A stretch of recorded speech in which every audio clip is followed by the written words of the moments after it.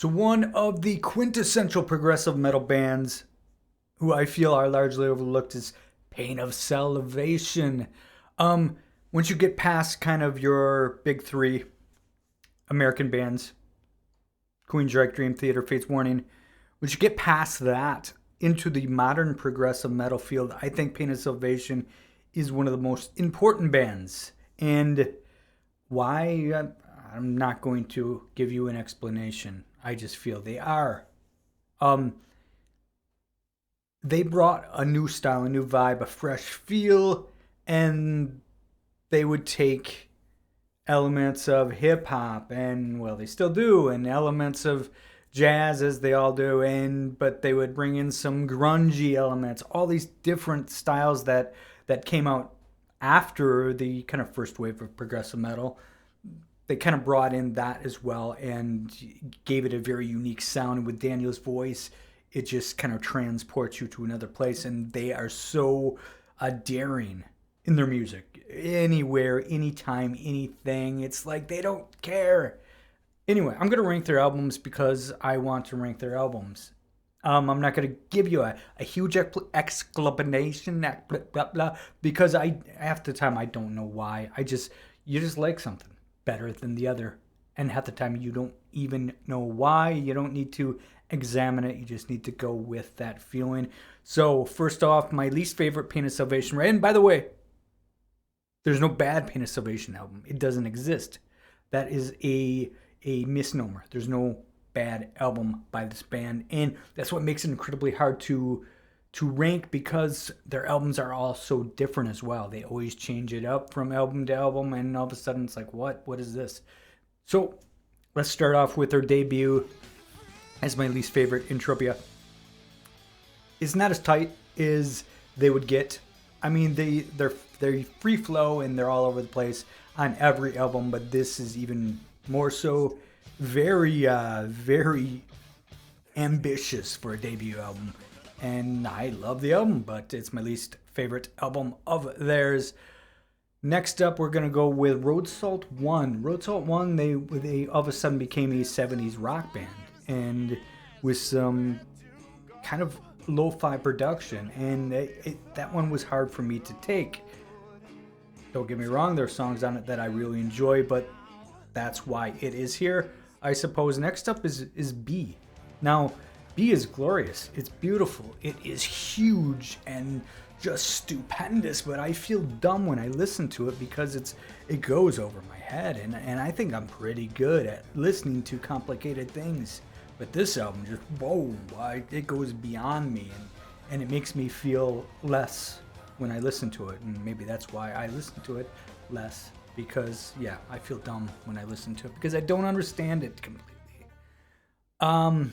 Next up on the list, controversial pick here. Controversial choice. I'm going to go 1 hour by the Concrete Lake. I just listened to it less than the others. It's glorious. It's beautiful. The songwriting is incredible. The musicianship is outstanding, but I listen to it less than the others, and that's why. Next up, I'm going to go with Road Salt 2. Big step up from Road Salt 1. They're still that 70s hard rock band, but they got more progressive elements, and the production sounds better, and some of the songs here are great. They just make you feel so good. I really love that album, even though it's fairly low on the list. Where are we at? I'm going to leave off Falling Home, their 2014 album, because it's mainly reworkings of their old material plus a couple covers. And they got one original song, Falling Home, which I love that song. That song gives me goosebumps, man. But I'm going to leave that album off just because I don't know what to do with it, frankly. I don't know where to put it, and that's why I'm leaving it off. Where are we at? I want to make sure I don't miss anything. This gets tough for me. This really does. Okay, another controversial decision here. I'm going to go Remedy Lane next. What? Remedy Lane is a great album. It's tough, man.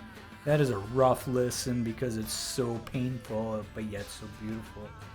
The songs, the musicianship, everything is fantastic. Again, I just listen to others more. Next up, I'm going to go with Scarsick.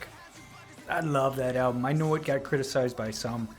I love that album. There's such an angst there, and I just love it, man. Yeah. So that's why that's there.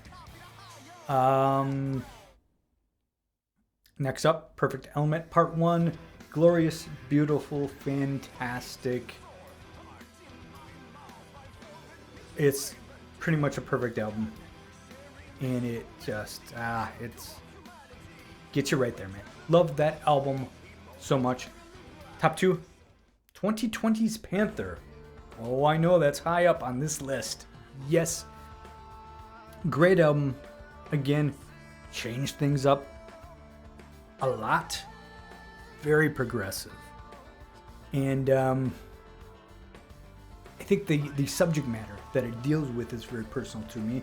I've dealt with ADHD and a lot, and other spectrum issues. I've kind of dealt with them throughout my whole life and childhood, so I can really I personalize that album so much because of the lyrical matter here. The musicianship is fantastic. I love that album.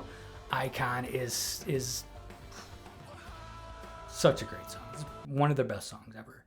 That brings us to In the Passing Light of Day, which is number 1. This album I love so much. I really loved Ragnar's involvement in the band. His voice on the backing vocals was just incredible. Some of the songs he had a big hand in writing, and some he wrote the entire thing. And look, the original lineup, you got No Complaint from Me. I love that as well, but there's something here like Meaningless. That song is just spectacular. Tongue of God is crazy good, man. Full Throttle Tribe is heavy as hell. Reasons, quirky, cool, heavy. The Passing Light of Day is this brooding epic that just, yeah. Great song, great album. That is their best album. You can't argue it. It's their best album. So there you go.